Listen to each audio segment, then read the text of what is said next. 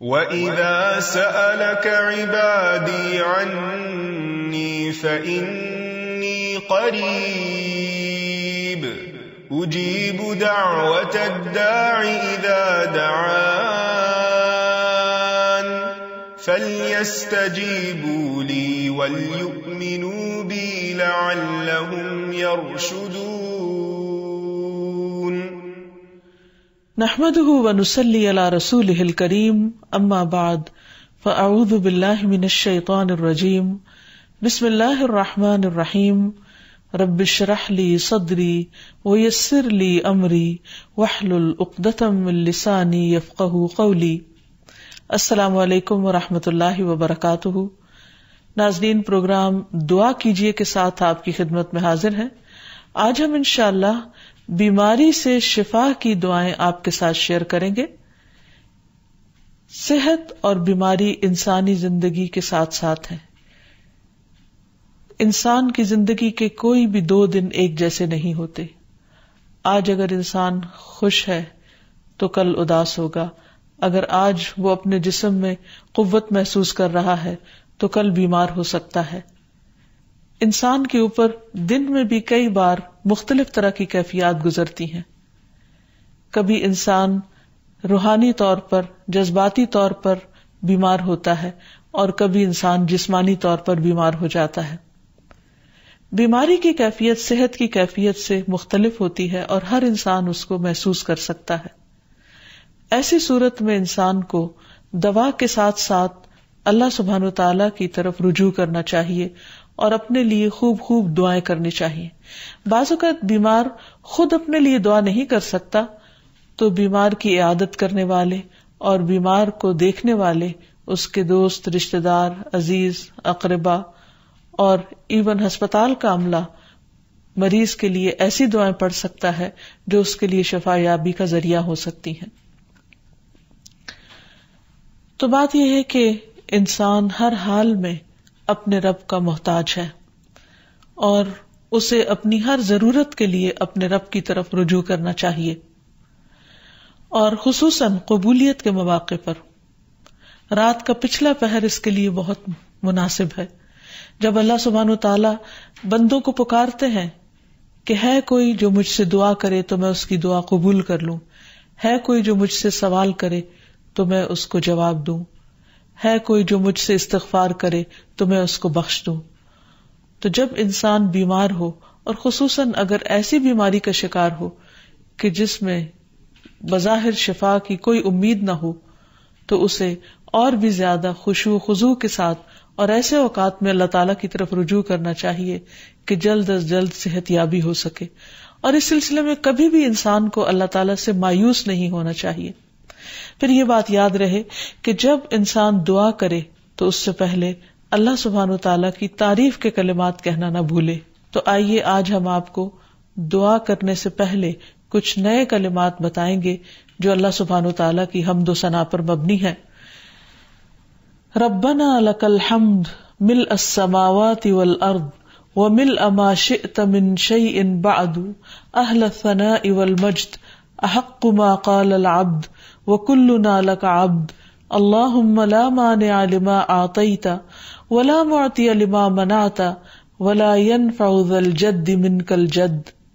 اے ہمارے رب، تمام تعریفیں تیرے ہی لیے ہیں جن سے آسمان اور زمین بھر جائیں اور اس کے بعد جو تو چاہے وہ بھی اس سے بھر جائے.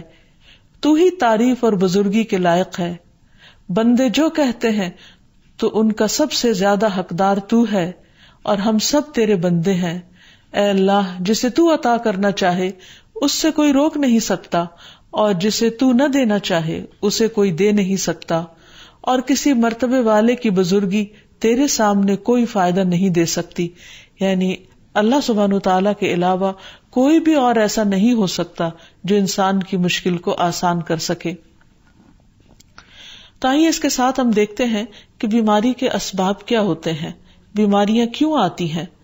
سب سے پہلی بات تو یہ کہ بیماری اللہ کے اذن سے آتی ہے. جب تک اللہ سبحانہ وتعالیٰ کا اذن نہ ہو انسان پر کوئی کسی قسم کی مشکل آ نہیں سکتی. قرآن مجید میں آتا ہے ما اصاب من مصیبت الا باذن اللہ، جو بھی مصیبت آتی ہے وہ اللہ کے اذن سے آتی ہے اور وہ تقدیر کا حصہ ہوتی ہے، اور اس میں اللہ سبحانہ وتعالی کی حکمت اور مشیت کار فرما ہوتی ہے. اور وہ کیا ہو سکتی ہے؟ مثلاً اللہ تعالیٰ کسی بندے کے ساتھ بھلائی کا ارادہ کرتے ہیں، اس کے گناہ معاف کرنا چاہتے ہیں،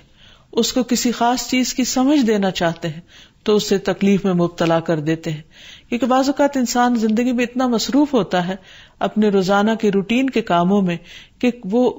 ٹھہر کر، رک کر، خاموشی کے ساتھ وقفہ لیے بغیر کوئی ایسی بات سوچتا نہیں کہ جو اسے سوچنی چاہیے، جو اللہ تعالیٰ چاہتے ہیں کہ وہ سوچے.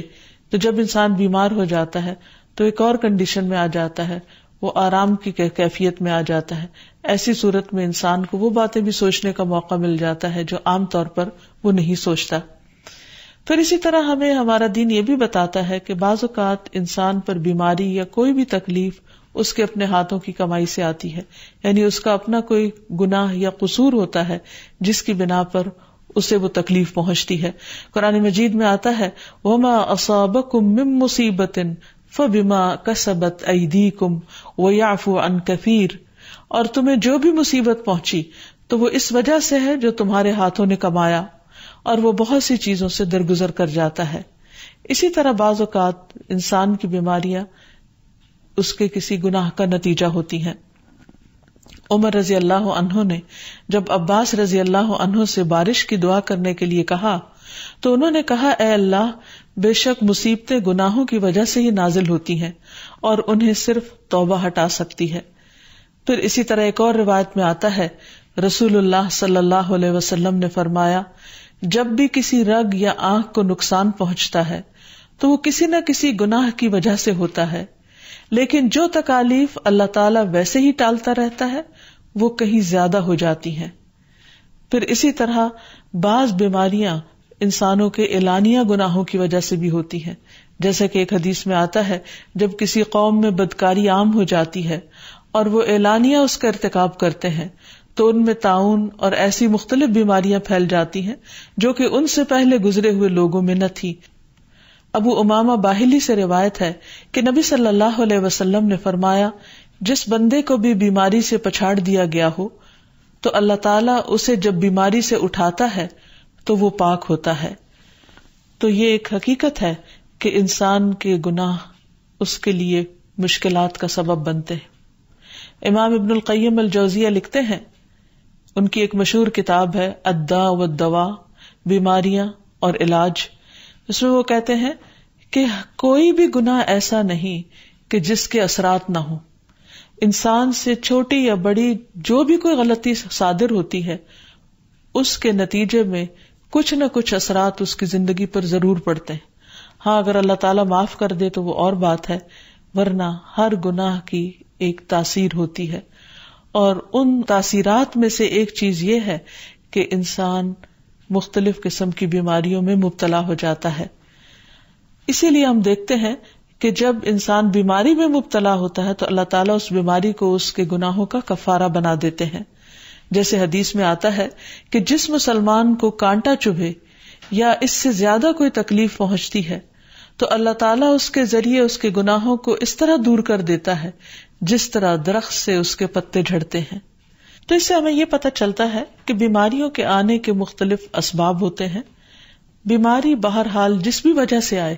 لیکن اصل چیز دیکھنے کی یہ ہے کہ مومن کا رویہ کیا ہے. مومن کو اگر کوئی کانٹا بھی چبھتا ہے تو وہ اس پر صبر کرتا ہے. اس لیے بیماری یا تکلیف کے آنے پر انسان کو اللہ سے راضی رہنا چاہیے، شکوہ نہیں کرنا چاہیے، کیونکہ جو اللہ سے راضی ہو جاتا ہے کسی آزمائش پر، اللہ تعالیٰ بھی اس سے راضی ہو جاتا ہے. پھر اسی طرح اللہ تعالیٰ کا شکر ادا کرنا چاہیے،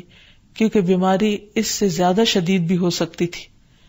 لہذا انسان کو اللہ تعالیٰ جس حال میں رکھے انسان اس پر شکر گزار رہے.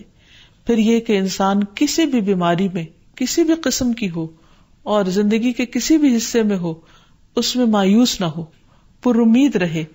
کہ بیماری دور ہو جائے گی. پھر اسی طرح اگر بیماری طول پکڑ جائے تو انسان کو گھبرانا نہیں چاہیے، کیونکہ ہر گزرنے والا لمحہ انسان کے درجات میں اضافے کا سبب بنتا ہے اور اس کے گناہ مسلسل جھڑتے چلے جاتے ہیں حتیٰ کہ انسان بالکل پاک صاف ہو جاتا ہے. پھر اسی طرح انسان کو بیماری کی حالت میں دوسروں سے شکوے شکایات نہیں کرنی چاہیے، کیونکہ بیماری اللہ کے اذن سے آتی ہے، اور جب انسان ہر ایک کے آگے رونے لگتا ہے تو گویا وہ اللہ تعالیٰ کا شکوہ کر رہا ہوتا ہے، جو چیز اللہ تعالیٰ کو پسند نہیں. پھر اسی طرح منہ سے برے الفاظ نہیں نکالنے چاہیے، بیماریوں کو کوسنا نہیں چاہیے، اور پھر ایسے الفاظ نہیں ادا کرنے چاہیے کہ مجھے لگتا ہے کہ اس بیماری میں میری زندگی چلی جائے گی، یا یہ کہ کسی مریض کی عیادت کے لیے جا کر اس کو اس قسم کی بات نہیں کرنی چاہیے، خواہ کتنی ہی خطرناک بیماری کیوں نہ ہو. ہمیشہ اسے امید دلانے چاہیے، کیونکہ مایوسی کے الفاظ اور برے بھلے اور منفی قسم کی باتیں اللہ تعالیٰ کو پسند نہیں، اور انسان ویسے بھی جیسے سوچتا ہے پھر اس کے ایکشن اس کے مطابق ہونے لگتے ہیں. اب یہ ہے کہ انسان بیماری میں دوا ضرور کرے،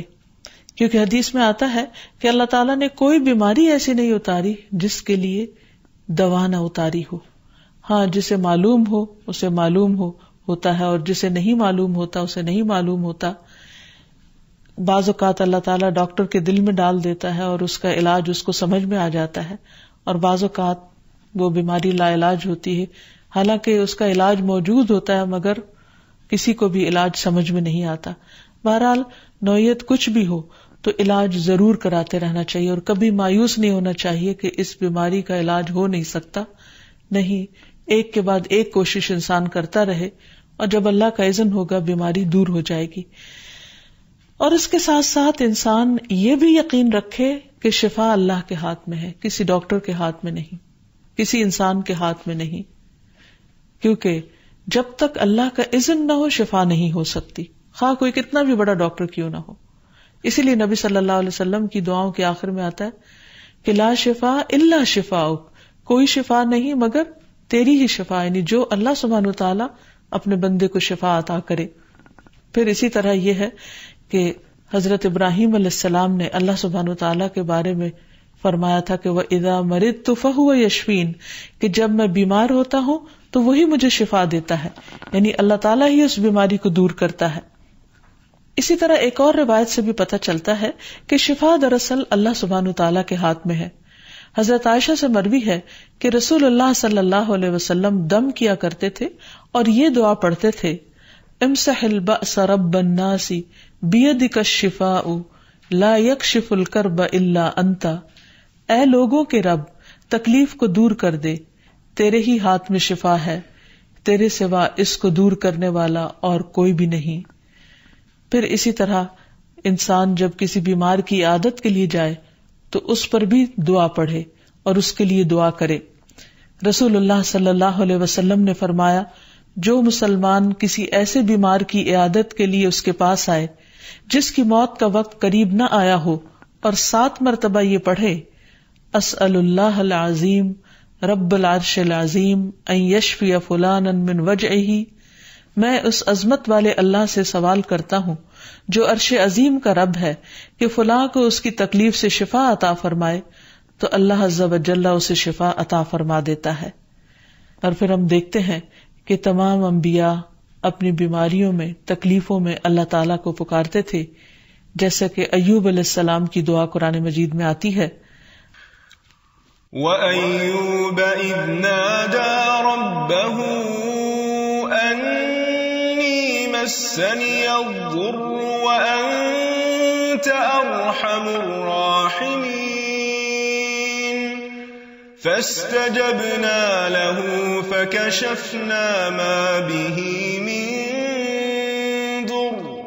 وَآتَيْنَاهُ أَهْلَهُ وَمِثْلَهُمْ مَعَهُمْ رَحْمَةً مِنْ عِنْدِنَا وَذِكْرَى لِلْعَابِدِينَ. اور ایوب جب اس نے اپنے رب کو پکارا کہ بے شک مجھے تکلیف پہنچی ہے اور تو رحم کرنے والوں میں سب سے زیادہ رحم کرنے والا ہے، تو ہم نے اس کی دعا قبول کر لی، پس اسے جو بھی تکلیف تھی اسے دور کر دیا اور اسے اس کے گھر والے اور ان کے ساتھ ان کی مثل اور عطا کر دیے اپنے پاس سے رحمت کے لیے اور ان لوگوں کی یاد دہانی کے لیے جو عبادت کرنے والے ہیں۔ اسی طرح رسول اللہ صلی اللہ علیہ وسلم نے ایک اور موقع پر ایک صحابی عثمان بن ابی عاص الثقفی کو ایک دعا سکھائی۔ جب وہ نبی صلی اللہ علیہ وسلم کے پاس حاضر ہوئے، وہ کہتے ہیں مجھے اتنی تکلیف تھی کہ قریب تھا کہ وہ مجھے ہلاک کر دیتی، تو نبی صلی اللہ علیہ وسلم نے مجھے فرمایا اس درد کی جگہ پر اپنا دایاں ہاتھ رکھو اور 7 مرتبہ کہو بسم اللہ اعوذ بعزت اللہ وقدرتہ من شر ما اجد واحاذر، اللہ کے نام کے ساتھ میں پناہ مانگتا ہوں اللہ کی عزت کی اور اس کی قدرت کی اس شر سے جو میں محسوس کرتا ہوں، یعنی اس تکلیف سے بچنے کے لیے جو مجھے محسوس ہو رہی ہے اور جس سے میں خوف محسوس کرتا ہوں۔ عثمان کہتے ہیں کہ جب میں نے یہ پڑھا تو اللہ سبحانہ وتعالی نے مجھے شفا عطا کر دی۔ پھر اسی طرح ہر بیماری سے شفا کی دعا نبی صلی اللہ علیہ وسلم نے سکھائی۔ عبداللہ بن عباس سے مروی ہے کہ نبی اکرم صلی اللہ علیہ وسلم نے فرمایا جب کوئی شخص کسی ایسے مریض کی عیادت کرے جس کی موت کا وقت ابھی قریب نہ آیا ہو اور اس کے پاس 7 مرتبہ یہ دعا پڑھے اسأل اللہ العظیم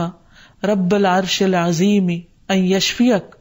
میں عظمت والے اللہ جو عرش عظیم کا رب ہے اس سے دعا کرتا ہوں کہ وہ تمہیں شفا عطا کرے، تو اللہ تعالیٰ اسے اس مرض سے شفا عطا کر دے گا۔ پھر اسی طرح نبی صلی اللہ علیہ وسلم اگر کسی کو کوئی پھوڑا بنسی ہوتی تو اپنے لعاب دہن کے ساتھ زمین کی مٹی تھوڑی سی لے کر اس درد تکلیف والی جگہ پر لگاتے تو اس سے بھی شفا ہوتی۔ حضرت عائشہ کہتی ہیں کہ جب کسی انسان کے عضو میں کوئی تکلیف ہوتی، پھوڑا یا زخم ہوتا، تو نبی صلی اللہ علیہ وسلم اپنی انگلی اس طرح رکھتے، اور سفیان جو راوی ہیں انہوں نے اپنی شہادت کی انگلی زمین پر رکھی، پھر اسے اٹھا کر فرمایا بسم اللہ تربت اردنا بریقت بعدنا لیشفى به سقیمنا باذن ربنا،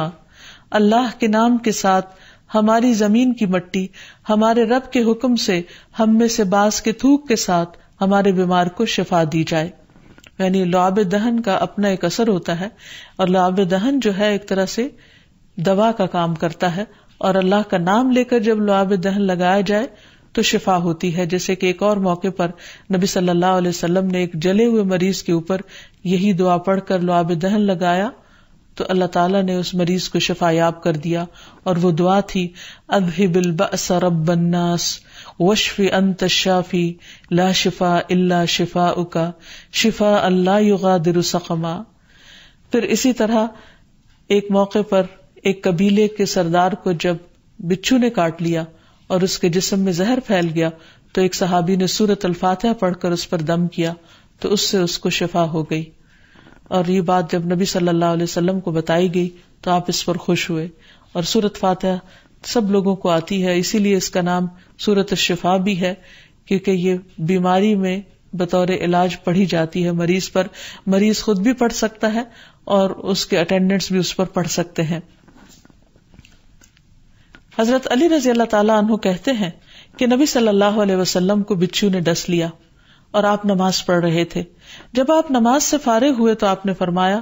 اللہ تعالیٰ بچھو پر لعنت کرے، یہ نہ نمازی کو چھوڑتا ہے نہ کسی اور کو۔ پھر آپ نے پانی اور نمک منگوایا،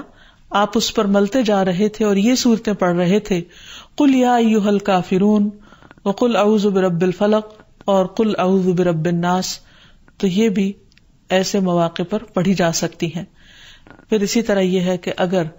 کسی بھی دوا یا دعا سے مریض صحت یاب نہ ہو رہا ہو، اس کی تکلیف کم نہ ہو رہی ہو، تو بھی موت نہیں مانگنی چاہیے، کیونکہ مومن کے لیے زندگی ایک بہت بڑی نعمت ہے۔ وہ جس بھی حال میں گزرے، بہرحال وہ اسے آخرت کمانے کا ذریعہ بنا سکتا ہے۔ یعنی اگر وہ تکلیف میں اس کی زندگی گزر رہی ہے اور اس پر وہ صبر کر رہا ہے اور اللہ کو یاد کر رہا ہے تو اس کے بے پناہ درجات بلند ہونے کا ذریعہ ہے، یعنی یہ بیماری اس کے لیے بلندی درجات کا ذریعہ بن جاتی ہے۔ اس لیے کبھی بھی موت نہیں مانگنی چاہیے۔ ہاں اگر تکلیف حد سے بڑھ جائے تو انسان یہ دعا مانگ سکتا ہے اللہم احینی ما کانت الحیات خیرا لی وتوفنی اذا کانت الوفات خیرا لی، اے اللہ جب تک میرے لیے زندگی بہتر ہو مجھے زندہ رکھ، اور جب میرے لیے وفات بہتر ہو تو مجھے وفات دے دے. تو اللہ تعالیٰ سے دعا ہے کہ اللہ تعالیٰ تمام بیماروں کو صحت اور شفا عطا فرمائے اور ہمیں بیماری اور آزمائش کے موقع پر اپنی طرف رجوع کرنے کی توفیق دے اور ہر طرح کے شرک اور ایسے کاموں سے بچائے جو اس کو ناراض کرنے والے. وآخر دعوانا ان الحمد للہ رب العالمین. السلام علیکم ورحمۃ اللہ وبرکاتہ.